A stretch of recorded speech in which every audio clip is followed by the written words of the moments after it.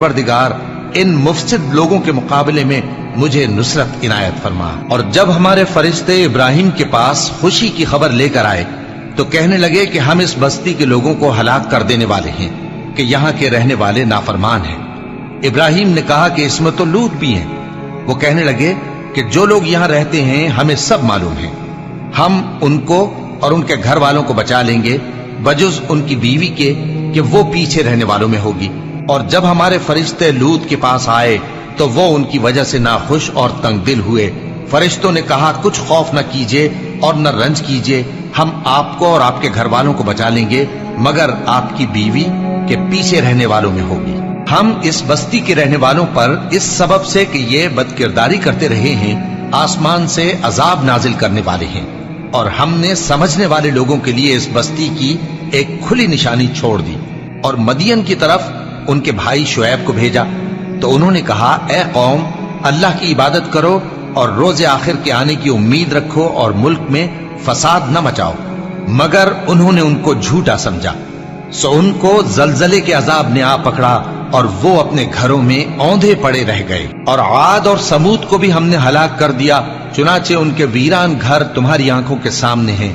और शैतान ने उनके अमाल उनको आरास्ता कर दिखाए और उनको सीधे रास्ते से रोक दिया, हालांकि वो देखने वाले लोग थे। और कारून और फिरौन और हामान को भी हलाक कर दिया। और उनके पास मूसा खुली निशानियां लेकर आए तो वो मुल्क में मगरूर हो गए और वो हमारे काबू से निकल जाने वाले न थे। तो हमने सबको उनके गुनाहों के सबब पकड़ लिया। सो उनमें कुछ तो ऐसे थे जिन पर हमने पत्थरों का मेह बरसाया, और कुछ ऐसे थे जिनको चिंगार ने आ पकड़ा, और कुछ ऐसे थे जिनको हमने जमीन में धंसा दिया, और कुछ ऐसे थे जिनको गर्क कर दिया।